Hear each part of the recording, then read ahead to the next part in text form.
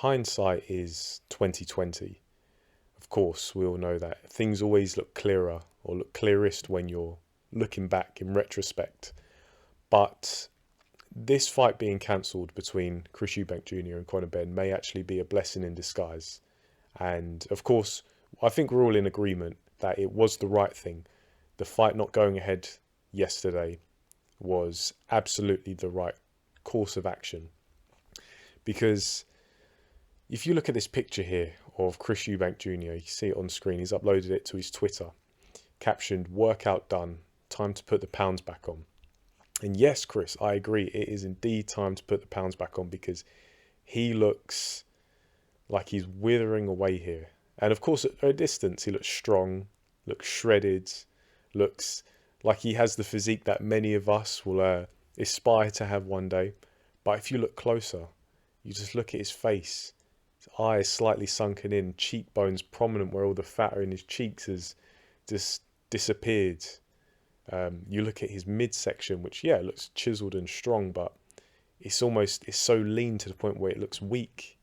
If you look at his waist, it's sunk in. If you look at his lats leading up to his armpits, those muscles, they're so withdrawn, they're so sunk in. And I think this just goes to show how much it's taken out of Chris Eubank Jr. to make this weight, because people think, okay, he weighs in at middleweight. He's usually just under middleweight, 159 and a bit.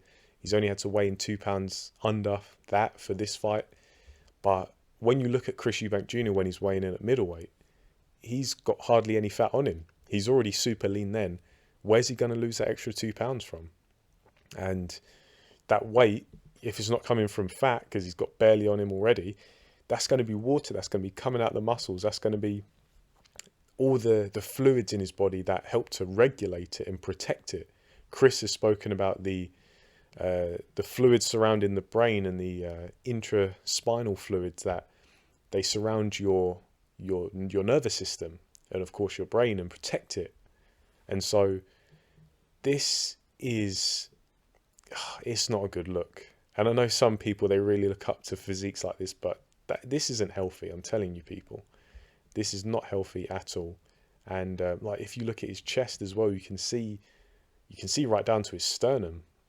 And yeah, that could have been very concerning because you consider that Chris Eubank Jr. is drained.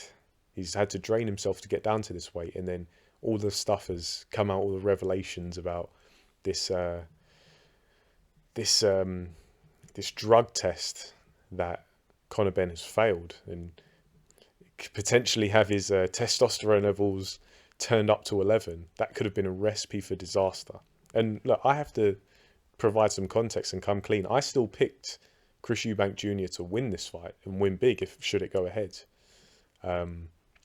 Because personally, I thought that he'd miss weight. I thought he would just pay the fines because I imagine he's getting a handsome fee, and 100 grand for a pound. Okay, there's 200 grand. Let me weigh in at 159. But of course, there's the rematch clause, the rehydration clause. And I never, forgive my ignorance, people, but I never actually knew what the rehydration clause was. Was it an extra 10 pounds max, or it's like 165 pounds? I'm not sure. Please, not that it really matters these days, but it just goes to show how this really could have been a recipe for disaster.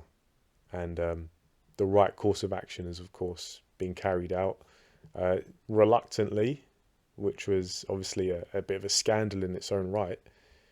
But yeah, I just wanted to draw your attention to this in case you haven't seen it already. Chris Eubank Jr. does seem to have made the weight as if the fight was going to go ahead, but not without it looking like it took a substantial toll on his body. And you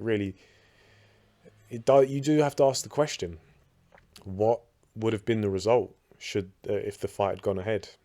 But yeah, just short video on that. Chris Eubank Jr. sending the message saying that, see, you weren't professional enough to follow through the fight in a fair manner, but I still did my part. And that's something to pick up just momentarily, is Chris Eubank Jr. he's earned a lot of people's respect off the back of this whole saga, where he's upheld his end of the bargain, but of course Conor Benn has failed to, and he was responsible for the fight not going ahead. And Chris Eubank Jr., who is a Marmite character. People either really like him or really hate him for whatever reason. He's earned a lot of people's respect, and a lot of people seem to be quite fond of him now. And at the end of the day, you do have to factor in that Chris Eubank Jr. did agree to this. He did agree to this contracted weight and the rehydration clause. So it was partly his doing, but at the end of the day, he signed up for it and he followed through. So that does warrant some respect. But yeah, just a quick video on that. Probably a good thing that the fight didn't go ahead, of course. So yeah, I'm going to leave it there. Any comments, leave them down below. I'll get back to you. But for now, thanks for listening, and I'll catch you in the next video.